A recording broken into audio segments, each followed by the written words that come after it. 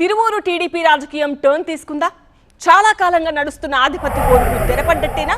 నిన్నటిదాకా ఉప్పు నిప్పులా ఉన్న ఇద్దరు నేతలు ఇప్పుడు పాలు నీళ్లలా కలవబోతున్నారా? పచ్చగడ్డి వేసినా భగ్గుమనిలా ఉన్న ఆ నేతల మధ్య మళ్ళీ స్నేహం చిగురించిందా? అదే నిజమైతే దానికి కారణం ఏంటి? వాట్సాప్ స్టేటస్ తో ఆ ఎమ్మెల్యే ఏం సందేశం పంపినట్టు?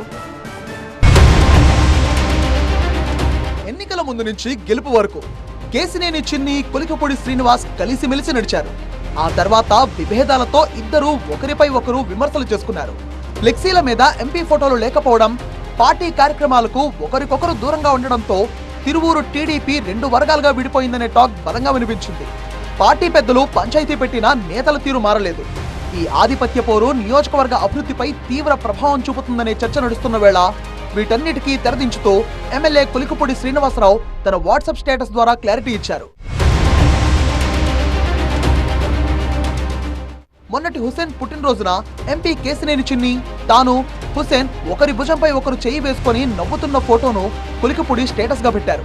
ఇది ఊరికే పెట్టిన ఫోటో కాదని, తమ మధ్య విభేదాలు లేవని పొలిటికల్ క్లారిటీ ఇచ్చిన పిక్చర్ అని విశ్లేషకులు భావిస్తున్నారు. అంతేకాకుండా ఆగస్టు 3వ తేదీన ఎంపీ కేసినేని చిన్ని పుట్టినరోజు కావడంతో ప్రత్యేకంగా శుభాకాంక్షలు తెలుపుతూ వాట్సాప్ స్టేటస్ పెట్టారు కొలికపూడి. ఈ పరిణామంపై విజయవాడ ఎంపీ కేసినేని చిన్ని కూడా అంతే సానుకూలంగా స్పందించడం విశేషం. మా మధ్య ఎలాంటి విభేదాలు లేవు. ఇద్దరం కలిసి పనిచేస్తేనే తిరువూరు అభివృద్ధి చెందుతుంది. స్థానిక ఎమ్మెల్యే కొలికపూడితో కలిసి కూటమి ప్రభుత్వాన్ని రాష్ట్రంలోనే నెంబర్ 1 గా నిలిపేందుకు శ్రమిస్తాం అని చిన్ని స్పష్టం చేశారు. ఈ వరుస పరిణామాలతో కొలికపూడి, ఎంపీ చిన్ని మరింత దగ్గరయ్యారని పార్టీ శ్రేణులు సంతోషం వ్యక్తం చేస్తున్నాయి.